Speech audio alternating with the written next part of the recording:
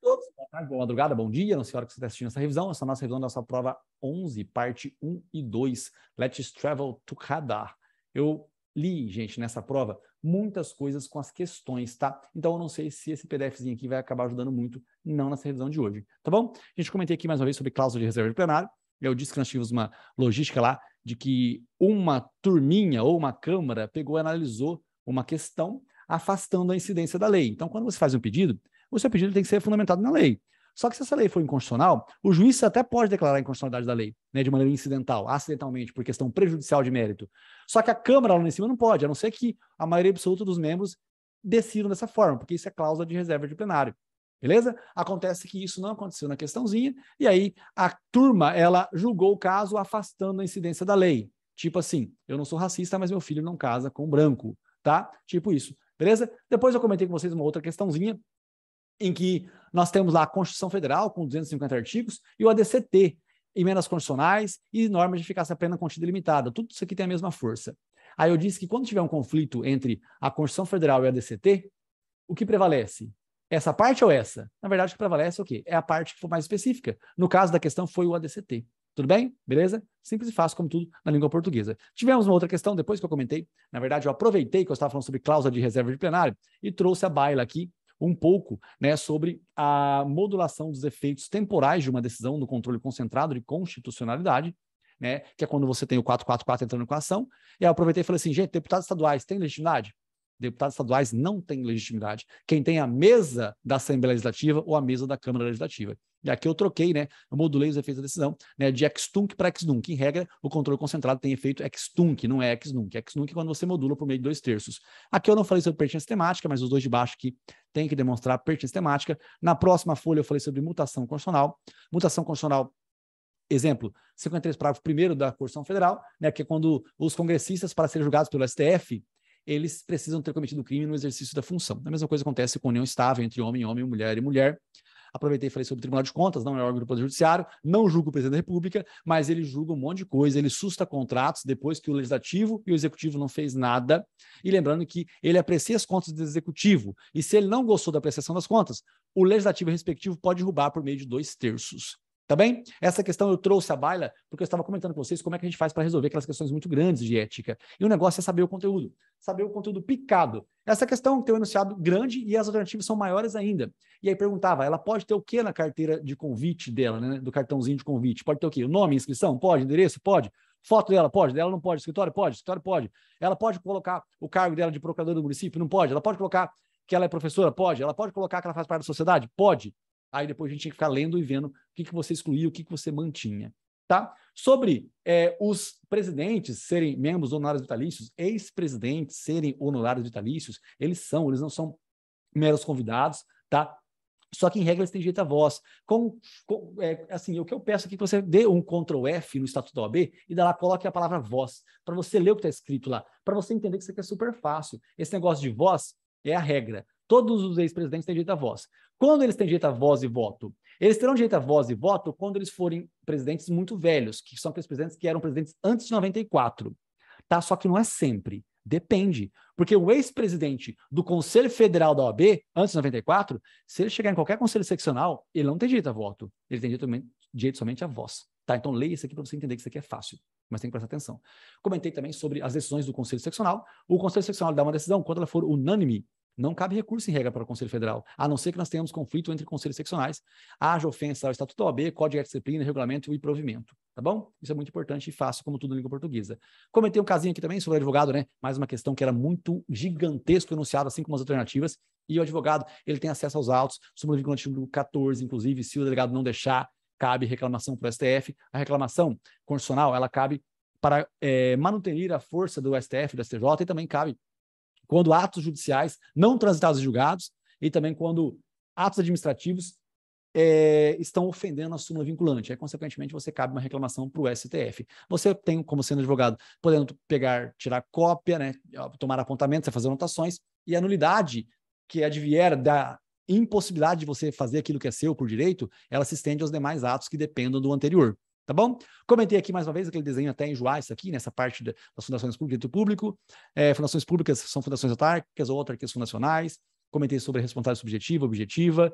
tá? Isso daqui, algumas vezes já vimos até enjoar. Essa daqui foi um acréscimo, né? Trouxe a informação aqui de que o acionista majoritário na administração pública, né, no caso das empresas estatais, na sociedade de economia mista, é a administração pública, e aí quem que organiza, quem cuida é a direta ou indireta. No caso das estatais, você pode pegar qualquer pessoa que já está formada e coloca dinheiro para formar uma outra pessoa jurídica, uma outra empresa pública. E aí, quando tem dinheiro que é 100% público aqui, né, de empresas públicas ou de uniões, de união, estados, municípios, eu vou ter aqui a administração pública direta e a indireta. 100% capital é público, mas quem manda? Quem manda vai ser a direta.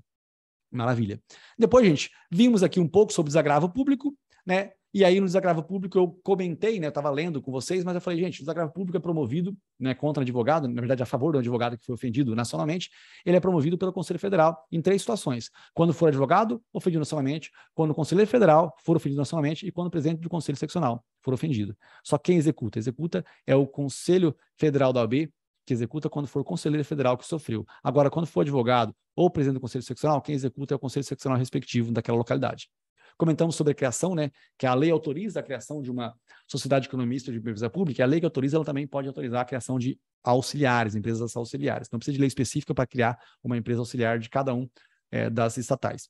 Comentamos sobre o direito tributário, né, aprendemos que a data do pagamento de tributário, ela pode ser alterada não precisando respeitar a anterioridade nonagesimal, nem a de exercício, certo? Comentamos que um procedimento administrativo, quando ele flui, tá? Você pode fazer uma medida judicial no meio e continuar o administrativo desde que a matéria não seja idêntica. Tá, aqui nós tínhamos 7 pontos. O cara fez mandado de segurança sobre um dos pontos, para pegar algum documento que uma autoridade estava retendo.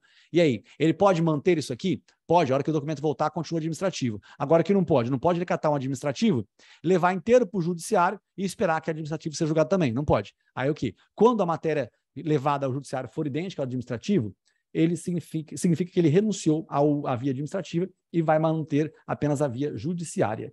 Gente, eu comentei com vocês também um pouco aqui a respeito de um consórcio público e falei também sobre o consórcio privado, tá bom? Comentamos sobre a administração pública no caso das concessionárias, né, que tem aqui o consórcio de pessoa jurídica e privado, tem convenção de arbitragem, tem modalidade de concorrência obrigatória, tá? E aqui eu falei também sobre as concessões, né, as concessões especiais, administrativa e patrocinada. A patrocinada, ela existe, né, e ela existe para fomentar, para dar interesse em alguns concessionários para que eles possam prestar serviço público em uma área que não tenha tanta gente que vai pagar.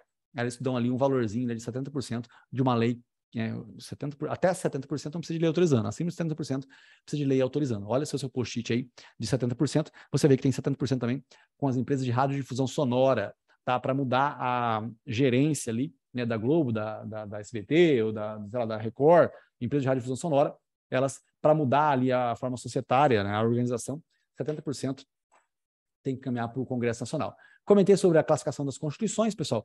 Eu não dei tanto ênfase a isso aqui, por conta de que eu tinha feito isso com relação à estabilidade das constituições. A nossa Constituição é uma Constituição que foi promulgada, tá? Ela é escrita porque ela está em um documento, ela é formal porque ela tem a aparência, né, de Constituição, mas tem assuntos lá dentro que não são assuntos constitucionais. A nossa é eclética porque a nossa tem o pluripartidarismo político. Cada comissão dentro do Congresso Nacional tem que ter vários partidos políticos. A nossa é analítica, prolixa, extensa, porque ela tem assuntos que não tem nada a ver com assuntos relacionados à estrutura do Estado. A nossa dogmática, porque ela foi feita pela uma Assembleia Constituinte originária, não é histórica, tá? E a nossa é rígida, alguns dizem que é rígida, outros dizem que é super rígida, tá bom? Então é isso. Aí eu acabei falando também que a outorgada, ela tem vários sinônimos, então dá muito trabalho a gente decorar tudo. Bom, eu só disse que é muito importante a gente saber que quanto à estabilidade, pessoal, nós temos que saber mesmo que a imutável ela é obsoleta e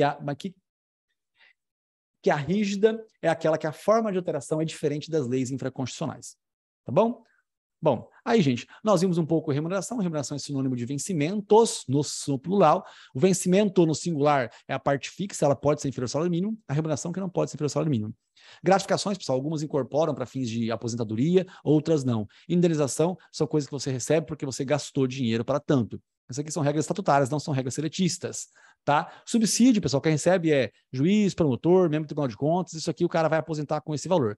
Membros da Sociedade de Economia Mista, pessoal, são seletistas, tá? Mesmo havendo concurso público nas estatais, o regime é seletista, não é estatutário. Comentei sobre a responsabilidade administrativa, né? Desculpa, sobre a responsabilidade civil do Estado. Responsa objetiva, responsa subjetiva, risco integral. Falei no caso de omissão também, geral e específica, tá?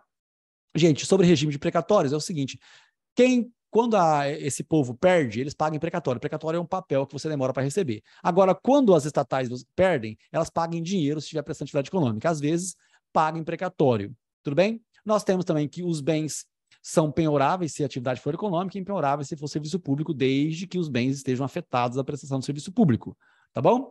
E aí vimos também sobre as empresas estatais, responsabilidade subjetiva se for atividade econômica, objetiva se for serviço público. Lembrando que o teto do STF tem que ser respeitado para fins de remuneração, mas, né, no caso das estatais, se eles não receberem dinheiro para pagamento de funcionários, aí não submete ao teto do STF. Gente, logicamente nós falamos outras coisas, porque eu li o wordzinho, né, de organização administrativa do Estado, no caso de direito administrativo, li também poderes administrativos, e acho que alguma coisa de ato administrativo também. É isso aí. Foco, força, fé, fala depois de muito estudo. Beijo do mago. Se você assistiu até essa hora, esse negocinho aqui, pelo amor de Deus, se inscreve no meu canal, que eu preciso de 1000, não tenho 1000 ainda. Já passou de 4000 horas. Eu quero ganhar dinheiro aqui no Instagram. No Instagram não, né? No YouTube, mas não tenho 1000 inscritos ainda. Preciso. Help me. E compartilhe com seu amigo se acha que valeu a pena. Muito embora essa revisão aqui, ela não tenha muitos detalhes, para quem assistiu a aula de 2 horas e pouco, ajuda bastante. Mas dá para aprender alguma coisinha. Valeu? É nóis, gente. Foco, força, fé, fala depois de um estudo. Beijo do mago. Tamo junto. Até amanhã.